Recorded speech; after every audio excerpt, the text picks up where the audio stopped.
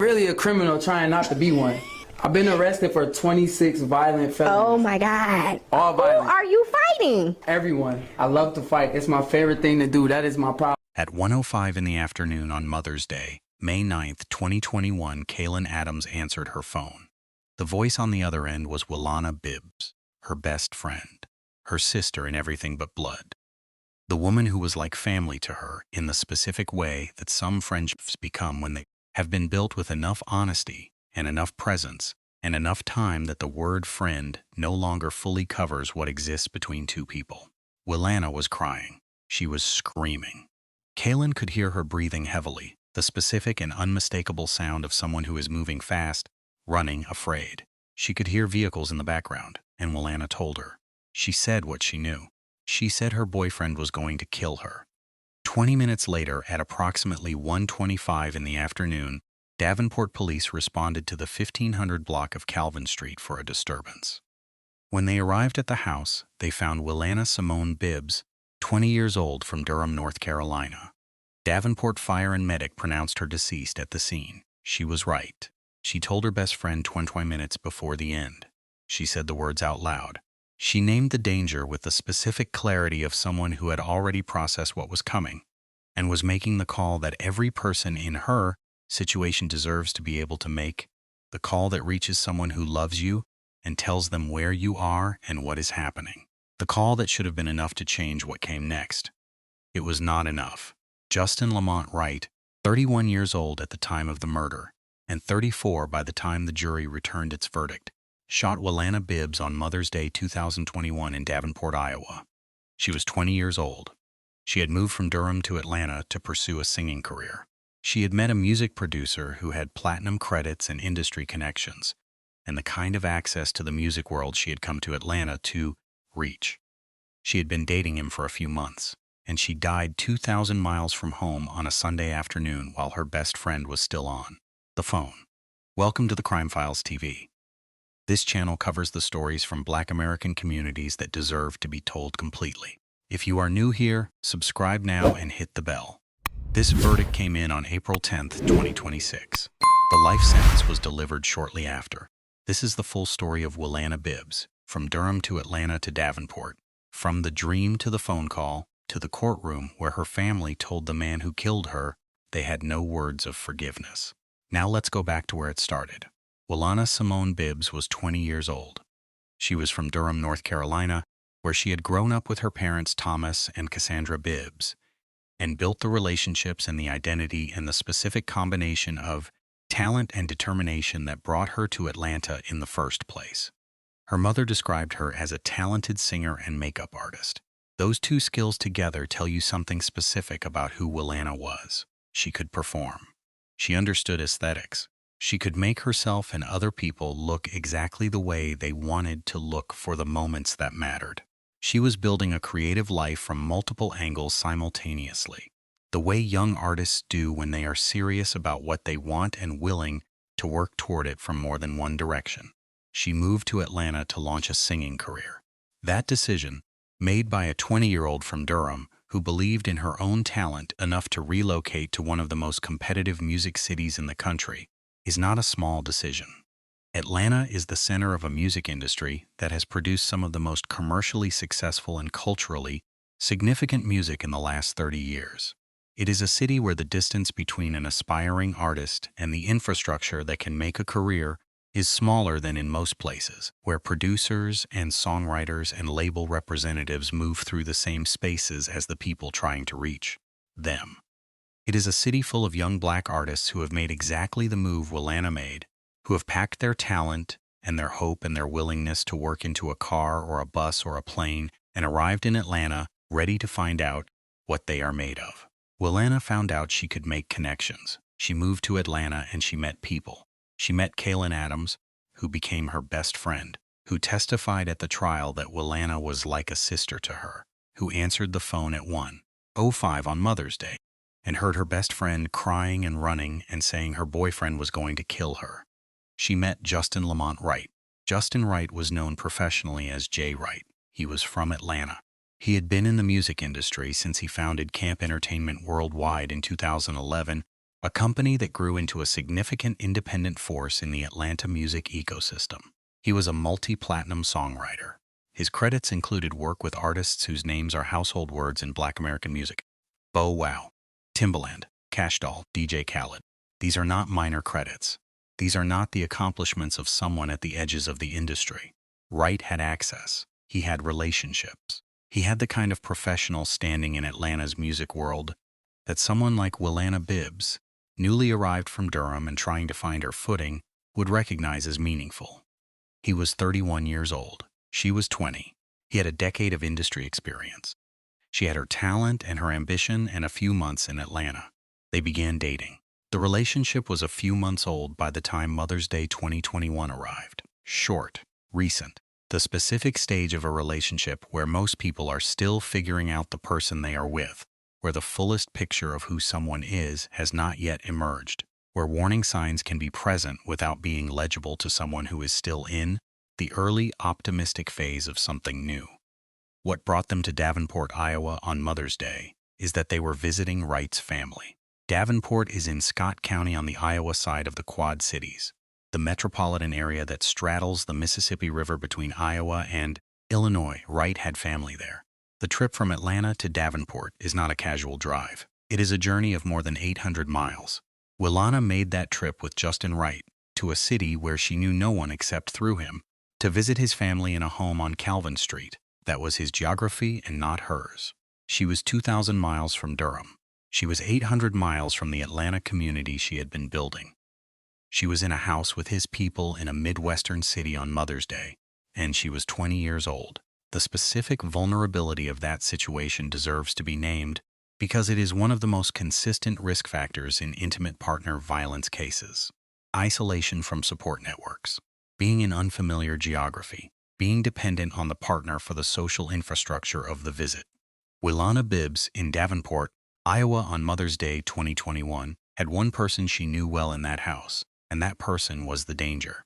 What happened inside the house on Calvin Street on the afternoon of May 9, 2021, was not fully reconstructed in the public record in the kind of complete moment-by-moment detail that some trials produce.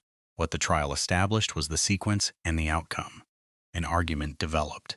The prosecution presented evidence that the argument involved money, specifically approximately $70. That amount, $70, is what Wilanna's father, Thomas Bibbs, named at sentencing when he stood before the court and said Wright had killed his daughter over $70 and called him the clown he had warned his daughter about. $70. That is the amount that Wilanna Bibbs' father believes his daughter's life was worth to the man who took it. Not a long-term conflict, not a complex financial dispute, not a disagreement with years of history behind it. $70. An amount that most people process in a single transaction on an ordinary day without giving it a second thought. An amount that, in the context of a multi-platinum music producer who had worked with Timbaland and DJ Khaled, is genuinely inconsequential as a financial matter, and an amount that, according to Wilanna's father, was the stated reason that his daughter was dead. The prosecution in the trial that began on March 28, 2026, and concluded on April 10, 2026, had two burdens to meet for first-degree murder in Iowa. They had to prove that Wright committed the act, and they had to prove his state of mind at the time, specifically that the killing was premeditated and deliberate. The defense, represented by attorney Beckenbaugh, acknowledged in his opening statement that the physical evidence would show a gun killed Wilanna Bibbs, but said it would also show that there was other DNA on the weapon. He told jurors that witnesses would not say they saw what happened. He said some would testify they were not there or were not sure what they heard. He planted the seed of reasonable doubt that is the standard tool of a defense team whose client is in a factually difficult position. The prosecution planted a different seed. They called Kaylin Adams to the stand. She sat before the jury and she said what she knew from the moment it mattered most. She was my best friend, she told the jury. She was like a sister to me. And then she told them what happened at 1:05 on Mother's Day. She described the phone call, the crying, the screaming, the heavy breathing, the sound of someone running, the sound of vehicles. And Wilanna's words, her boyfriend was going to kill her. Kaylin Adams heard those words. She was on the phone with Wilanna Bibbs in the minutes before she was shot. Whatever she was able to do with that information in the 20 minutes between the call and the police arriving at Calvin Street, it was not enough. But she remembered every detail. She told the jury, and the jury listened. The defense made the reasonable doubt argument that other DNA on the weapon should generate uncertainty about who fired it. The prosecution made the totality argument that the phone call testimony, the physical evidence, the sequence of events, and the established presence of Wright at the scene combined to establish guilt beyond reasonable doubt. The jury deliberated for approximately 90 minutes. 90 minutes to assess the full record of a 5-year case that had traveled from Atlanta to Davenport to a Scott County courtroom and back. 90 minutes to determine whether Justin Lamont Wright, multi-platinum songwriter, was the man who shot Wilanna Bibbs on Mother's Day. They found him guilty, all 12 jurors, first-degree murder. On April 10, 2026, nearly 5 years after Wilanna Bibbs was pronounced dead at the scene on Calvin Street, the legal system delivered its answer. Wright sat at the defense table as the verdict was read. The case against him had been built by Scott County prosecutors across 5 years of preparation and 10 days of trial. The jury needed 90 minutes to conclude it. The sentencing hearing followed. It took place on Wednesday, April 23, 2026. Judge Tamara Roberts presided. Wilanna's family appeared via video conference, the specific technology of grief in the contemporary moment. The way that people who are too far from a courtroom to attend in person and too invested in the proceedings to miss them participate through screens that connect their living rooms or their kitchens or wherever they gathered in Durham, North Carolina to the courtroom in Davenport, Iowa, where the man who killed their daughter and sister and friend was about to be sentenced. Members of Wright's family were present in the courtroom in person. Cassandra Bibbs, Wilanna's mother, delivered her victim impact statement. She said what she had waited 5 years to say in an official proceeding. She said, "This came out how we wanted it to come out." That sentence, delivered by a mother who has been living inside the loss of her 20-year-old daughter since Mother's Day 2021, is one of the most complete expressions of what a verdict means to a family that is available in the public record of this case. Not joy, not resolution. The specific limited, hard-won satisfaction of a system delivering the outcome she had believed it should deliver and had waited years to see. This came out how we wanted it to come out. Thomas Bibbs, Wilanna's father, addressed the court. He named the amount. He said Wright had killed his daughter over $70. He said Wright was the clown he had warned his daughter about. That phrase, the clown he had warned her about, is a father speaking from experience. It is a man who had seen something in Justin Wright that concerned him, who had communicated that concern to his daughter, who had been right about what he saw, and who had been proven right in the worst possible way. He warned her. She heard him. She was 20 years old and in a relationship with someone who had music industry credentials and access to the world she was trying to reach. She was navigating, as young people in new relationships navigate, the information available to her. Her father saw something she may not have fully seen yet, and now he was standing before a judge in Iowa, naming the man he had warned her about as the person who took her life over $70. The family offered no pardon. That is the documented characterization from the Quad City Times coverage of the sentencing. Few words of forgiveness. The specific absence of forgiveness in that courtroom is not a character indictment of the family. It is the honest expression of people who are still inside a grief that is 4 years old and not diminishing. People who watched a 20-year-old woman chase a dream and arrive in the right city and make the right connections and build a friendship like the one she had with Kaylin Adams and then die in a house in Iowa on Mother's Day over $70 and be right about it all along because she said the words on the phone and the words were true. Judge Roberts sentenced Justin Lamont Wright to life in prison without the possibility of parole. He is 34 years old. He founded Camp Entertainment Worldwide at 20. He built a catalog of multi-platinum credits. He worked with some of the most successful artists in the industry, and he will spend the rest of his natural life in an Iowa correctional facility because he shot a 20-year-old aspiring singer from Durham on Mother's Day in a house where she was 2,000 miles from home. Wright subsequently filed an appeal with the Iowa Supreme Court. Court records confirm the filing. Appeals of first-degree murder convictions in Iowa can take years to work through the judicial process. The grounds of the appeal have not been made fully public in the records available at the time of this video. Whatever those grounds are, they will be reviewed by the Iowa Supreme Court on their legal merits. The conviction and the sentence stand pending that review. Now let's talk about what this case opens up beyond the specific facts of Mother's Day 2021, because there is a dimension of Wilanna Bibbs' story that the true crime conversation does not always reach, and that the Crime Files TV is committed to addressing directly. Wilanna Bibbs moved to Atlanta to be a singer. She was 20 years old. She was talented enough that the people who knew her described her that way without qualification. Talented singer, aspiring artist, someone with a dream that was real and a commitment to it that had already produced the significant decision to relocate to a different state and build a new life in a competitive city. When she met Justin Wright, she was in the specific position of a young artist in an industry city who encountered someone with the credentials and the connections that her dream requires. That position is not unique to Wilanna Bibbs. It is the position of thousands of young black women in Atlanta and Los Angeles and New York and every other city where the music industry concentrates its infrastructure, who are navigating the specific and complicated reality of an industry where access and exploitation can look identical from the outside, and where the people who have the power to open doors also have the power to extract a price for opening them. The music industry's relationship with young women who enter it with talent and ambition and limited institutional protection is a documented and extensively discussed problem that advocacy organizations, industry reformers, and survivors have been trying to address for decades.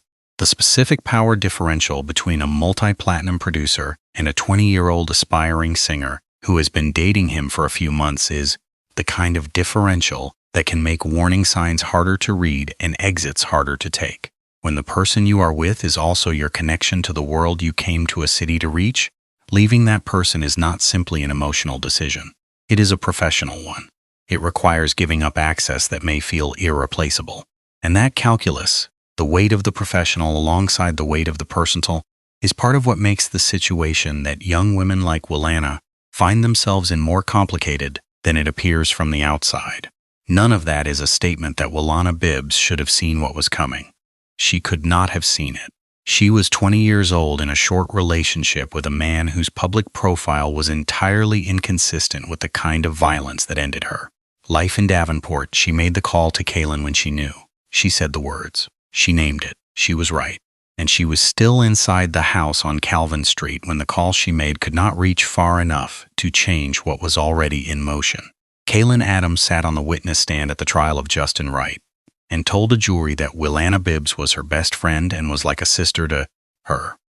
She described the phone call in detail that the jury heard and that contributed to a 90-minute deliberation that produced a guilty verdict.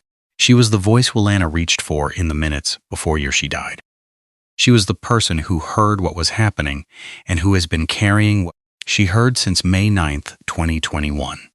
The specific weight of being the person who received that call is something that no verdict and no sentence fully addresses, because the call itself, the sound of your best friend crying and running and telling you what is about to happen, does not leave the person who answered it just because a jury has spoken. Wilanna Simone Bibbs was 20 years old. She was a talented singer and makeup artist from Durham, North Carolina, who packed her gifts into a decision to move to Atlanta and try. She made friends who were like sisters. She chased a dream that deserved to be chased. She ended up in Davenport, Iowa, on Mother's Day, in a house where she was isolated from everyone who could help her and write about the danger she was in. She called her best friend. She said the words. She was right about everything. She deserved to be wrong. Her father said Wright was the clown he warned her about. Her mother said this came out how they wanted it to come out. Her best friend told a jury she was like a sister. The jury took 90 minutes. The judge said life without parole. Justin Lamont Wright is in an Iowa correctional facility. Wilanna Bibbs is in a grave in North Carolina. And somewhere in Atlanta, and somewhere in Durham, and somewhere in Davenport, the people who loved Wilanna Bibbs are living the specific and permanent shape of her absence every single day, carrying a Mother's Day that the calendar keeps returning to whether they are ready for it or not.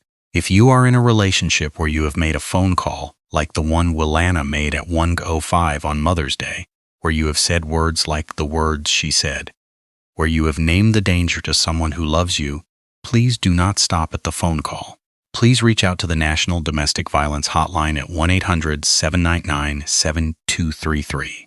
Free, confidential, 24 hours a day, 7 days a week by call, text, and chat at thehotline.org. The phone call is the right first step. The next step is the support that helps you get somewhere safe before the 20 minutes run out. Subscribe to the Crime Files TV.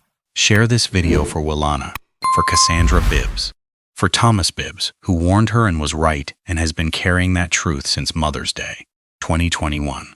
For Kaylin Adams, who answered the phone. She told her best friend. Minutes later, he did exactly what she said he would.